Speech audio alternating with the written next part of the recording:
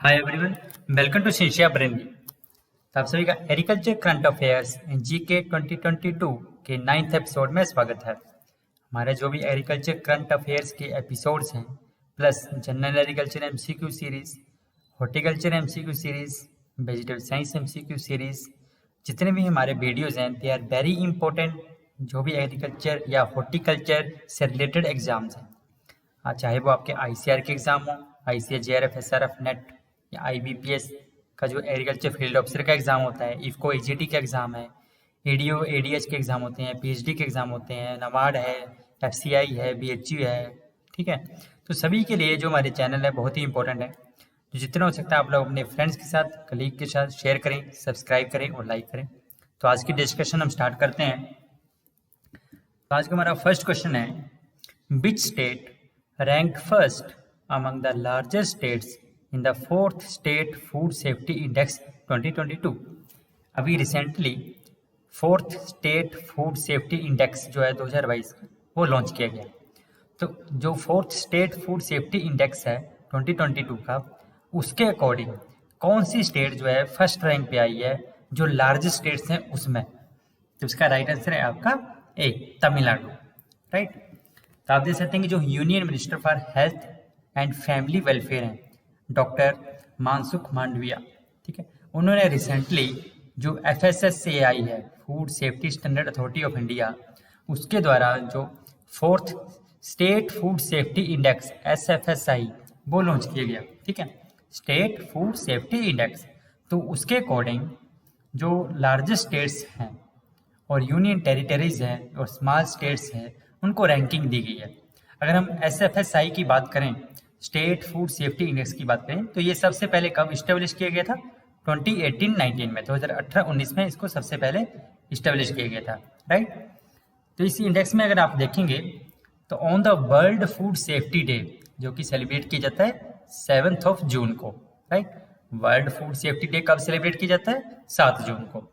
तो इस दिन जो हमारे यूनियन हेल्थ मिनिस्टर हैं, उन्होंने state food safety index launch किया। राइट। इसमें देख सकते हैं कि आप तमिलनाडु जो है that ranked first among the larger states. जो बड़ी स्टेट्स हैं, बड़े राज्य हैं, उनमें तमिलनाडु का पहला रैंक है। उसके बाद Gujarat and then Maharashtra. Right. और अगर हम स्मॉल स्टेट्स की बात करें, छोटी स्टेट्स की बात करें, छोटे राज्यों की बात करें, तो उसमें गोवा का पहला रैंक है। गोवा जो है that was the first among the smaller states, followed by Manipur and Sikkim. अगर हम यूनियन टेरिटरीज की बात करें तो उसमें पहला रैंक किसका? यूटीज में। तो यूटीज में जो JNK है उसका फर्स्ट रैंक है, उसके बाद Delhi and then Chandigarh third rank पे है यूटीज की बात अगर करते हैं तो। राइट। नेक्स्ट क्वेश्चन है, as per the third advance estimates 2021-2022, 2021-22 का जो थर्ड एडवांस एस्टिमेट है, उसके according record food grain production जो है वो एस्टिमेट की गई है इंडिया में। तो वो कितनी एस्टिमेट की गई है? तो इसका राइट आंसर है आपका b, 314.51 million ton, 314.51 million ton. Right, 314.51 million ton. इसमें आप देख सकते हैं कि जो union ministry of agriculture and farmer welfare है, उन्होंने recently third advance estimate release किए for the production of major food crops 2021-2022 के लिए। तो उसके अकॉर्डिंग इंडिया में रिकॉर्ड फूड प्रोडक्शन जो है वो रिकॉर्ड की गई है, एस्टिमेट की गई है 314.51 मिलियन टन, जो कि पिछले साल के मुकाबले 3.77 मिलियन टन ज़्यादा है। तो आप देख सकते हैं कि जो थर्ड एडवांस एस्टिमेट्स है, इसके ऊपर मैंने सेपरेट वीडियो भी बनाई है, जिसमें कि सभी क्रॉप्स के जो है मेजर फूड क्रॉप्स में है उसके जो एडवांस एस्टिमेट है और उसका कितने % इंक्रीज या डिक्रीज हुआ है ओवर द प्रीवियस ईयर, उसके ऊपर मैंने एक स्पेशल वीडियो बनाई है। आप हमारे चैनल पे जाके इसको फॉलो कर सकते हैं, जिसको फुल डिटेल में इसका वीडियो चाहिए। Right. Next is the world no tobacco day is celebrated every year. जो वर्ल्ड नो टोबैको डे है वो कब सेलिब्रेट किया जाता है? तो ये सेलिब्रेट किया जाता है हर साल 31 मई को। राइट। तो अभी रिसेंटली 31 मई को world no tobacco day celebrate किया गया था। तो आप देख सकते हैं कि टोबैको जो है हर साल 8 मिलियन पीपल जो है टोबैको के कारण मर जाते हैं हर साल। Right. Tobacco kills over 8 million people every year and tobacco जो है इसकी कल्टीवेशन जो है हार्मफुल है हमारे इन्वायरमेंट के लिए भी, ह्यूमन हेल्थ के लिए, कैसे? थ्रू इट्स कल्टीवेशन, जब हम इसकी करते हैं, इसकी प्रोडक्शन, डिस्ट्रीब्यूशन, कंजप्शन एंड उसकी जो पोस्ट कंज्यूमर वेस्ट होता है उसके बाद जो निकलता है, तो एक तरह से हमारे एनवायरनमेंट के लिए, हमारी हेल्थ के लिए हर तरह से हानिकारक है। ठीक है, तो जो 2020 का जो वर्ल्ड नो टोबैको डे था, इसका थीम क्या था? इसका थीम था threat to our environment, right. तो ये आप ध्यान रखिएगा कि थीम क्या था 2022 का, थ्रेट टू आवर एनवायरनमेंट। तो आप देख सकते हैं कि पॉइजनिंग आवर प्लैनेट, टोबैको जो है that is poisoning our planet. तो आप देख सकते हैं कि लगभग अब सिगरेट बनाने के लिए आप देख सकते हैं कि कितने ट्रीज जो हैं हम हर साल काट दे रहे हैं, सिगरेट के बनाने के लिए इसका यूज किया जाता है, राइट। ऊपर से आप देख सकते हैं कि कितने tons of carbon dioxide emission होता है इस पूरी प्रोसेस में, राइट। और कितना जो टन्स ऑफ वाटर है यूज किया जाता है सिगरेट बनाने में, राइट। तो एक तरह से आप देख सकते हैं कि हर तरह से जो टोबैको है कंजप्शन के साथ साथ हेल्थ एनवायरनमेंट दोनों के लिए हानिकारक है, right. Next is which state government recently announced incentives for the DSR यानी कि डायरेक्ट सीडिंग ऑफ राइस। कौन सा राज्य है जिसने अभी डायरेक्ट सीडिंग ऑफ राइस के लिए इंसेंटिव अनाउंस किए? मतलब जो भी लोग किसान डायरेक्ट सीडिंग ऑफ राइस करेंगे तो उनको इंसेंटिव दिए जाएंगे। इसका राइट आंसर है आपका सी, पंजाब। आप देख सकते हैं कि रिसेंटली जो पंजाब गवर्नमेंट है, पंजाब सरकार है, उन्होंने अनाउंस किया कि पर एकड़, एक एकड़ पे हर किसान को 1500 एकड़ दिए जाएंगे अगर वो डायरेक्ट सीडिंग ऑफ राइस करते हैं। मतलब एक तरह से कह लें कि एक एकड़ में डायरेक्ट सीडिंग ऑफ राइस से, DSR टेक्निक से राइस लगाने के लिए, पैडी लगाने के लिए 1500 रुपये का इंसेंटिव दिया जाएगा, राइट। अब 2021 में अगर हम बात करें तो 18% ऑफ टोटल राइस एरिया जो था पंजाब में वो अंडर DSR था, मतलब डायरेक्ट सीडिंग राइस के अंडर था। जबकि गवर्नमेंट का टारगेट कितना है? 10 लाख हेक्टेयर इसके अंडर लाना है DSR के अंडर, जबकि हुआ कितना है? 18% ओनली, 5.62 लाख हेक्टेयर है और इसको 10 लाख तक लेके जाना है टोटल एरिया का, राइट। टोटल जो राइस के अंडर, पैडी के अंडर एरिया है।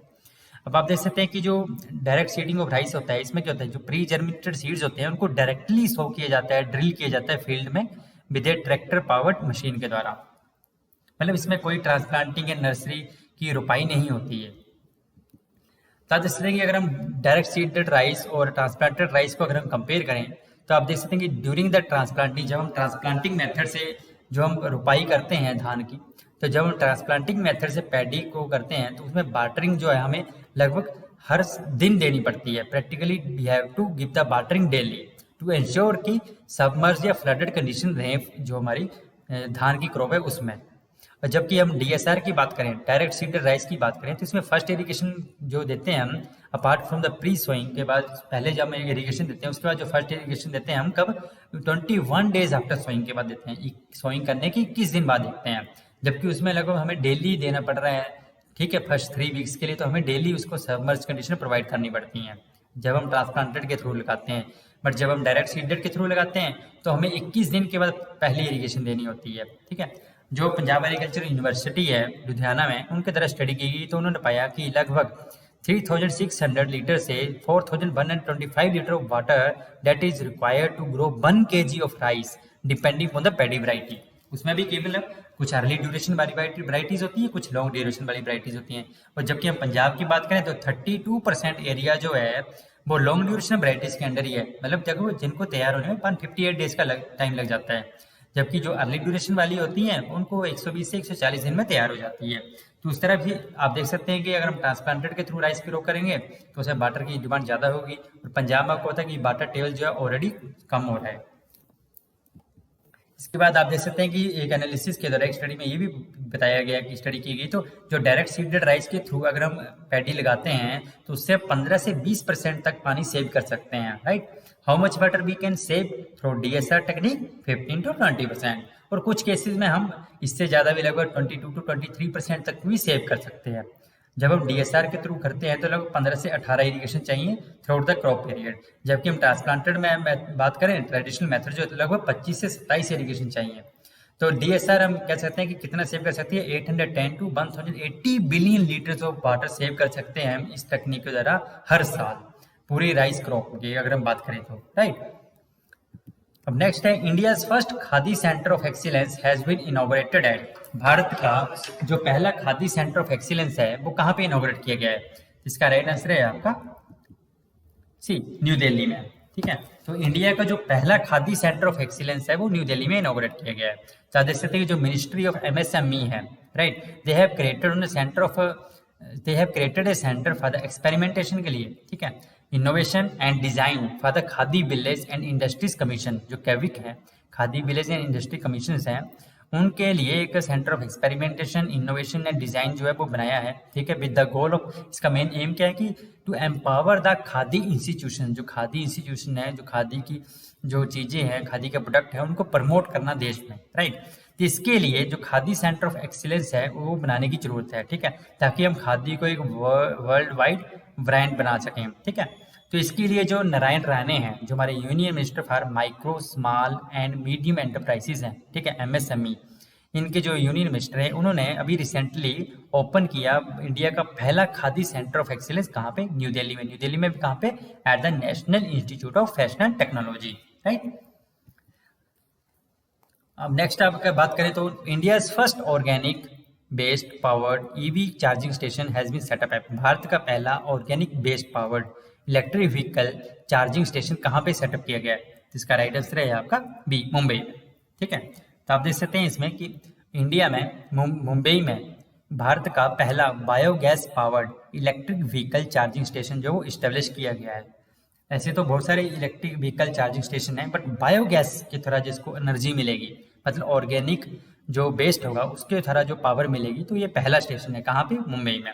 तो आप देख सकते हैं जो केशव राव खड़े रोड है, जो कि हाजी अली के पास है मुंबई में, महाराष्ट्र में, तो वहाँ पे जो एनवायरमेंट मिनिस्टर हैं वहाँ के, जो आदित्य ठाकरे, उन्होंने लॉन्च किया इंडिया का पहला organic based powered EV charging station.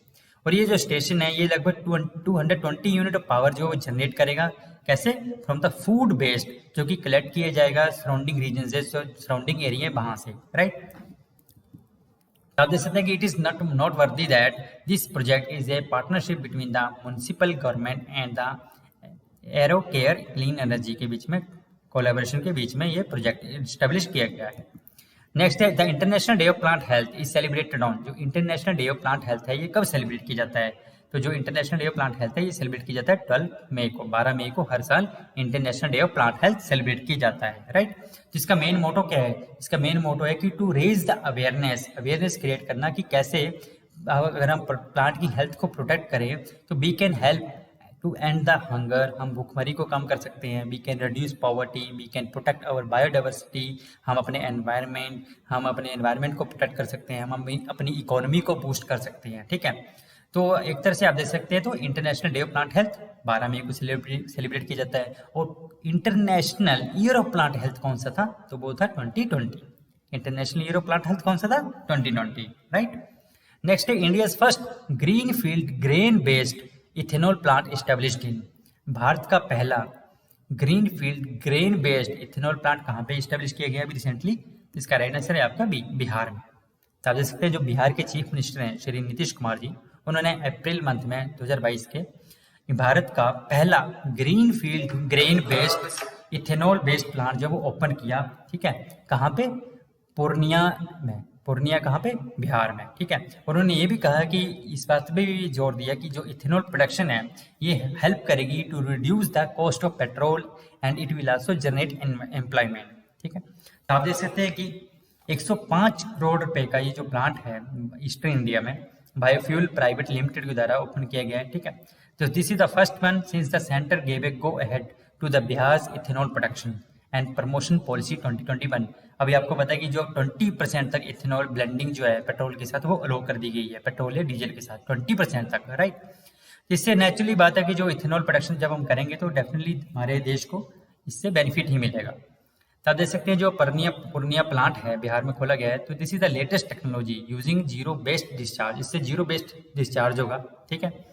और इसमें आप देख सकते हैं कि ये लगभग 15 एकड़ ऑफ लैंड पे इस्टेब्लिश किया गया है। एंड इसमें आप देख सकते हैं कि जो लगभग 130 टन ऑफ राइस हस्क जो है वो खरीदा जाएगा। इसके साथ साथ 145 से 150 टन मेज का वेस्ट जो होगा और राइस का waste from farmers every day. तो आप एक तरह से देख सकते हैं कि जो हमारा वेस्ट है उसको भी यूज किया जाएगा, मतलब एक तरह से उसकी भी मैनेजमेंट हो जाएगी और इथेनॉल प्रोडक्शन भी होगी, तो हर तरह से बेनिफिट ही है, राइट। तो इसके बाद जो है इथेनॉल प्रोड्यूस किया जाएगा, डेफिनेटली ये जो है बेचा जाएगा कहाँ को, इंडियन ऑयल्स को, भारत पेट्रोलियम को, हिंदुस्तान पेट्रोलियम को, इनको बेचा जाएगा, जिसके लिए इनके जो है एमओयू भी साइन किया गया है, right. Next is the world food prize 2022 awarded to, the world food prize 2022 का किसको मिला है? तो इसका राइट आंसर है आपका बी, डॉक्टर सिंथिया रोजिनवी, राइट। तो आप देख सकते हैं कि जो फॉर्मर ऑथर है थी IPCC intergovernmental panel on climate change, doctor Cynthia, ठीक है, इनको 2022 का वर्ल्ड फूड प्राइज मिला है, ठीक है। तो भारत इनका जो पायनियर वर्क है modelling the impact of climate change on the food production, जो क्लाइमेट चेंज का इम्पैक्ट पड़ता है फूड प्रोडक्शन पे, उसकी मॉडलिंग के लिए इन्होंने बहुत योगदान दिया है, इन्होंने बहुत कंट्रीब्यूशन किया है। तो इनके इसी कंट्रीब्यूशन के ध्यान में रखते हुए इनको 2022 का वर्ल्ड फूड प्राइज मिल दिया गया है, राइट। तो एक तरह से जो वर्ल्ड फूड प्राइज फाउंडेशन है, इसके अकॉर्डिंग जो वर्ल्ड फूड प्राइज है that is a prestigious prize है, और इसको हम कह सकते हैं कि जो इसको हम इक्विवेलेंट कर सकते हैं Nobel prize for the food and agriculture, right. So आप देख सकते हैं she is a great scientist, climatologist, agronomist, और इन्हें बहुत ज़्यादा कंट्रीब्यूशन किया है in the field of modelling climate, ठीक है, फॉर द फूड सिस्टम के लिए। तो जिससे कि through designing and leading rigorous collaborative observational and modelling research she provided the evidence used by thousands of decision makers in more than 90 countries to both mitigate and adapt to climate change in the local, national and global food systems, right? तो अभी जो आप बात करें तो अभी जो ये नासा की एक ऑर्गेनाइजेशन है, ठीक है, वहाँ पे भी काम कर रही हैं as a senior research scientist, तो इनको 2022 का वर्ल्ड फूड प्राइज दिया गया है, right. So this is all about today. अगर आपको वीडियो अच्छा लगा हो तो प्लीज़ शेयर करें, सब्सक्राइब करें एंड लाइक करें, जितना हो सकता है आप अपने फ्रेंड्स के साथ शेयर करें, एंड स्टे हैप्पी। जय हिंद, थैंक यू।